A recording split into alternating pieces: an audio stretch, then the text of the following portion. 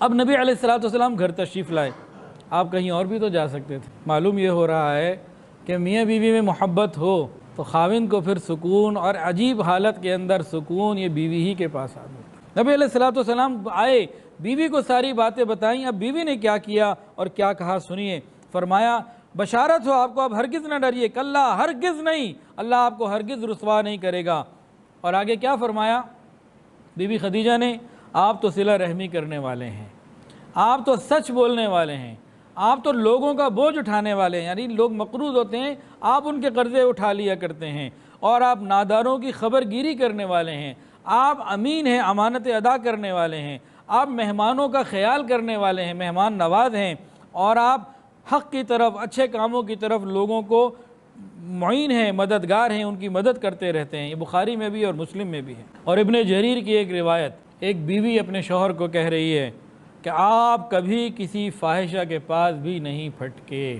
ایک بیوی اپنے شوہر کو کتنے یقین کے ساتھ کہہ رہی ہے کہ آپ کبھی کسی بری عورت کی طرف نہیں پھٹکے، بھی نہیں، ادھر رخ ہی نہیں کیا، توجہ بھی نہیں کی۔ گویا یہ تھا کہ جس کے اندر ایسی صفات موجود ہوں یہ دنیا میں کبھی ناکام پریشان ہو ہی نہیں سکتا۔ ان صفات کو ہمیں پیدا کرنے کی ضرورت ہے۔ اللہ اکبر کبیرہ۔ اور ابن اسحاق کی روایت میں یہ ہے کہ خدیجہ نے آپ کو تسلی دی اور کہا قسم ہے اس ذات کی جس کے قبضے میں خدیجہ کی جان ہے، آپ اس امت کے نبی ہوں گے۔ اور آپ نے پورا واقعہ جب خدیجہ بیان کیا، حضرت خدیجہ نے کہا مبارک ہو آپ کو اور بشارت ہو، خدا کی قسم اللہ آپ کے ساتھ سوائے خیر و بھلائی کے کچھ نہیں کرے گا۔ جو منصب اللہ کی جانب سے آپ کے پاس آئے اس کو قبول کیجئے، بلا شبہ حق ہے۔ اور پھر کہتی ہوں کہ آپ کو بشارت ہو، آپ یقیناً اللہ کے رسول برحق ہیں۔ اور حضرت خدیجہ الکبریٰ رضی اللہ تعالی عنہ سب سے پہلے اس امت میں ایمان لے کر آئی۔ مردوں میں تو حضرت ابوبکر ہیں، لیکن اگر پوری امت میں سے دیکھیں، مرد عورت کے فرق کو ہٹا کے دیکھیں تو سب سے پہلے ایمان لانے والی حضرت خدیجہ الکبریٰ رضی اللہ تعالی عنہ ہیں۔ عورتوں کے فضائل میں یہ ایک ایسی فضیلت ہے جس میں یہ مردوں سے بھی آگے نکل گئیں۔ مرد نے کلمہ بعد میں پڑھا اس امت میں، اور عورت نے کلمہ پہلے پڑھا، اور نبوت کا دیدار نبی بھی اس امت میں سب سے پہلے ایک عورت نے کیا، اور وہ بیوی تھی حضرت خدیجہ الکبریٰ رضی اللہ تعالی عنہ۔ بعد میں اسی وقت یا اگلے دن بہرحال اپنے چچا زاد بھائی ورقہ ابن نوفل کے پاس لے گئیں، جو تورات اور انجیل کے عالم تھے اور عیسائی تھے اور حق کی تلاش میں تھے، اور اس وقت بہت بوڑھے ہو چکے تھے، نابینا ہو چکے تھے۔ یہ سارا واقعہ سن کر انہوں نے کہا اگر تو سچ کہتی ہے تو تحقیق ان کے پاس وہی فرشتہ آیا ہے جو عیسیٰ علیہ السلام کے پاس آیا۔ تو پہلے وہ اکیلی گئیں، بعد میں نبی علیہ السلام کو بھی لے کے گئیں۔ کہا اے میرے چچا زاد بھائی اپنے بھتیجے کا حال تو سنیے۔ ورقہ نے آپ سے پوچھا اے بھتیجے بتاؤ کیا دیکھا؟ آپ نے تمام واقعہ بیان کیا۔ تو ورقہ نے جب آپ کا کلام سنا تو سنتے ہی حق کا یقین آ گیا، کہا کہ جو آپ فرماتے ہیں بالکل حق ہے، اور تمام بات سن کے کہا یہ وہی ناموس فرشتہ ہے جو موسیٰ علیہ السلام پر آتا تھا۔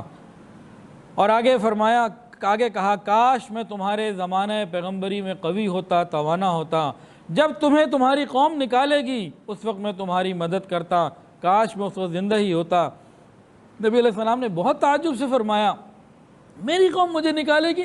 تو ورقہ ابن نوفل نے بتایا کہ ایک آپ ہی کی بات نہیں، جس نبی نے حق کی بات کی قوم نے مخالفت کی۔ اللہ اکبر۔ اور ورقہ ابن نوفل نے یہ بھی کہا کہ آپ کو بشارت ہو، میں گواہی دیتا ہوں آپ وہی نبی ہیں جن کی حضرت مسیح ابن مریم حضرت عیسیٰ علیہ السلام نے بشارت دی، اور آپ مثل موسیٰ علیہ السلام کے نبی ہیں، اور آپ کو ان قریب اللہ کی طرف سے جہاد کا حکم ہوگا۔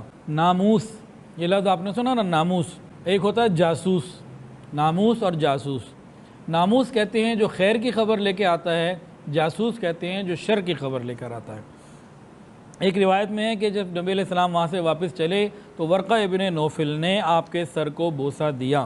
امی خدیجہ الکبریٰ رضی اللہ تعالی عنہ، اچھا ورقہ ابن نوفل نے تو جو نقل تھی نا، بات نقل کی، بڑوں کی بات کتابوں سے نقل کی کہ بھئی یہ نقلی دلیل دی، نقلی دلیل سے مراد کتابوں سے نقل کر کے دلیل دی۔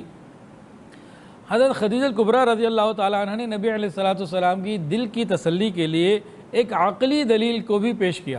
ایک بار سے خدیجہ نے نبی علیہ السلام سے عرض کیا اگر ممکن ہو کہ جس وقت وہ ناموس آپ کے پاس آئے تو آپ مجھے اطلاع کریں۔ نبی علیہ السلام نے کہا ٹھیک ہے۔ پھر جب جبرائیل آئے، نبی علیہ السلام نے اطلاع کی حسب وعدہ۔ تو خدیجہ الکبریٰ رضی اللہ عنہ نے نبی علیہ السلام کو اپنے قریب کر لیا اور سر کے بال کھولے، پھر پوچھا اب آپ کو نظر آ رہے؟ کہا نہیں اب تو نظر نہیں آ رہے۔ تو خدیجہ نے کہا کہ یہ واقعی فرشتہ ہے جو حیا والے ہیں، شیطان ہوتا تو وہ نظر آتا، وہ اس طرح سے نہ جاتا، تو آپ پورا اطمینان رکھیں۔